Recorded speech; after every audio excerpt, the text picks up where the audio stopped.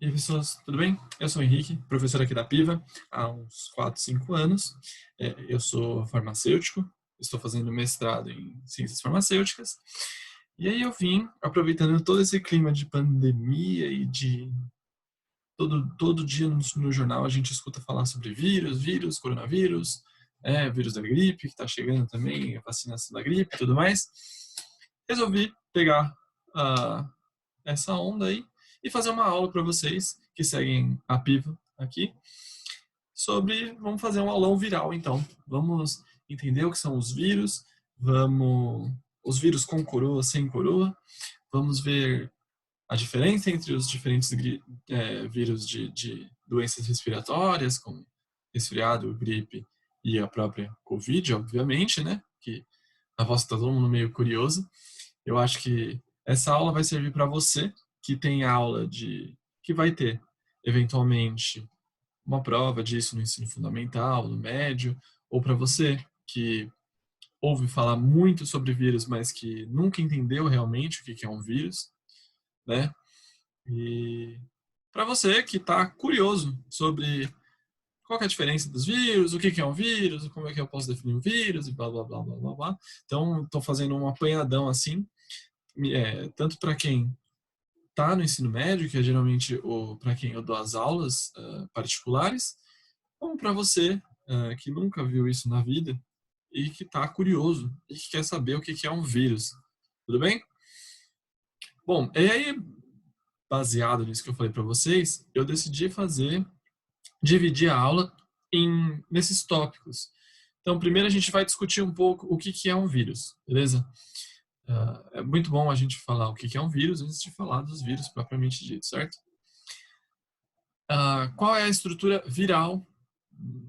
O que define, o que tem que ter um vírus, né?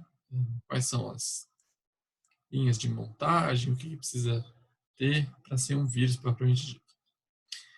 Depois disso a gente vai falar de uma luta que existe há muito tempo e que vai continuar existindo enquanto existe humano, porque eu acho que o vírus continua, essa briga entre vírus versus humanos, né? Quais são os tipos de doenças virais que a gente tem que mais afetam os seres humanos, né? Depois eu queria falar um pouquinho sobre as fake news. Acho que vocês já receberam muito, já leram muito sobre isso. Eu vou fazer um apanhado sobre elas e tentar explicar o porquê que elas são falsas, baseados no que a gente falou nessa aula. Então, no fim, a gente vai conseguir agregar todo esse conhecimento para cimentar, para que você consiga usar, mesmo que você não lê as fake news que eu estou passando aqui, você consiga usar o raciocínio do que a gente está aprendendo aqui para outras áreas, para outros tipos de notícias que você acaba vendo, tudo bem? Então eu acho que vai ser importante ter todo esse conhecimento anterior sobre o que é um vírus, sobre estrutura viral e tudo mais, para a gente não sair acreditando em tudo que está escrito aí no WhatsApp, no Facebook, no Instagram, tudo bem? Tome muito cuidado com isso. Então vamos lá, dar início. Como eu prometi para vocês, o que é um vírus? O vírus, ele é um parasita intracelular obrigatório. Tudo bem? A gente vai entrar nos detalhes mais ou menos do que é isso exatamente, mas saibam que, para existir, ele precisa estar dentro de outra célula. Por isso que ele é um parasita.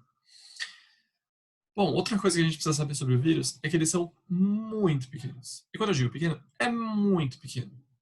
Dê uma olhada nessa bactériazinha aqui, essa E. coli. O maior vírus dessa lista que eu trouxe para vocês, que é uma relação com vários vírus de diferentes tamanhos, a bactéria E. coli dá umas 4 desse vírus ebola aí. Vocês não concordam? Ele é tão pequeno que a gente diz que ele está na escala nanométrica. O que isso quer dizer? Quer dizer qual que é a dimensão de um nanômetro, né?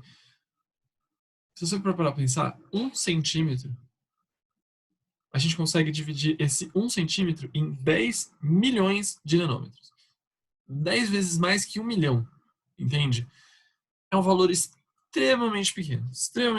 E a gente está falando aqui na casa das dezenas e centenas de nanômetros. Então é uma coisa muito pequena mesmo, tá?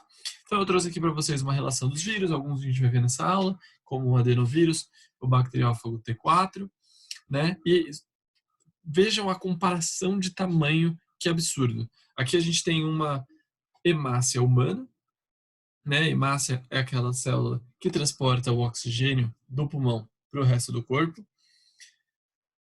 Olha a diferença de tamanho entre só uma partezinha da hemácia e os outros vírus, tá? Então, o intuito dessa imagem é mostrar comparativamente o tamanho dos vírus, tudo bem? Outra coisa importante sobre o vírus é que eles são acelulares, são seres, entidades acelulares. Então, a gente pode definir a célula como algo que está dividido, está separado do mundo externo por alguma proteção, na maioria dos casos, uma membrana, certo?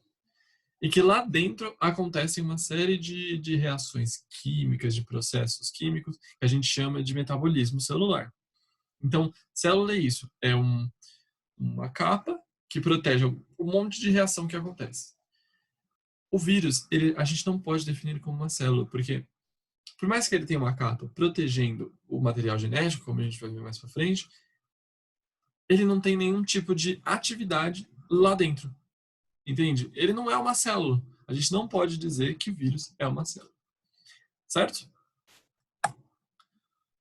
E aí vem a grande questão filosófica dessa primeira parte. Afinal, o vírus é ou não é um ser vivo? Eis a questão. A resposta depende. Depende do que você considera vida, depende de qual termo de vida, qual a distinção de vida que você vai utilizar. E qual que é a definição de vida? Depende.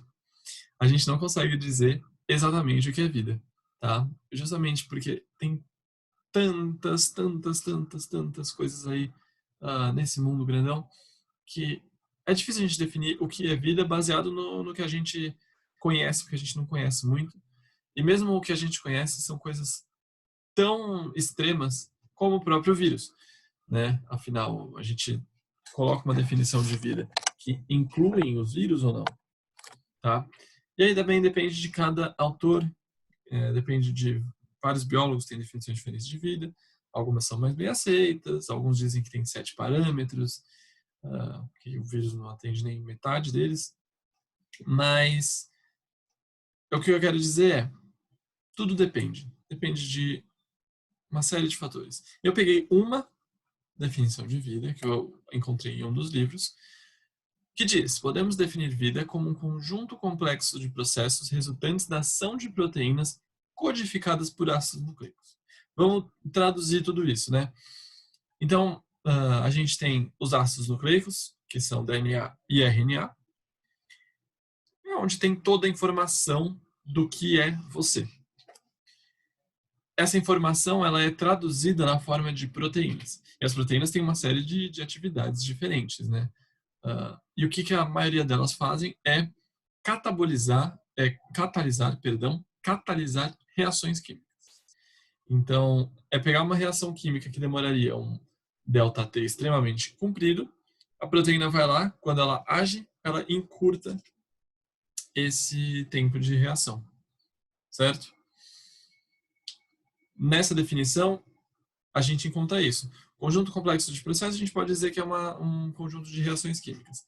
A ação das proteínas, a gente explicou, codificadas, ou seja, a gente tem o livro de receitas, que é o DNA ou o RNA, que vai codificar uma série de proteínas para que a gente possa fazer todas essas reações químicas.